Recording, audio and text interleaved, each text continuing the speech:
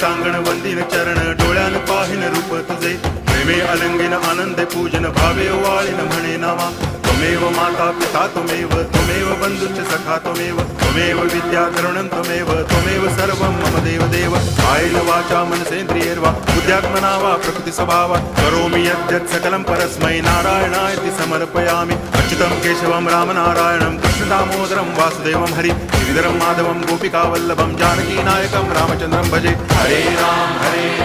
Ram Ram Hare Hare Hare Krishna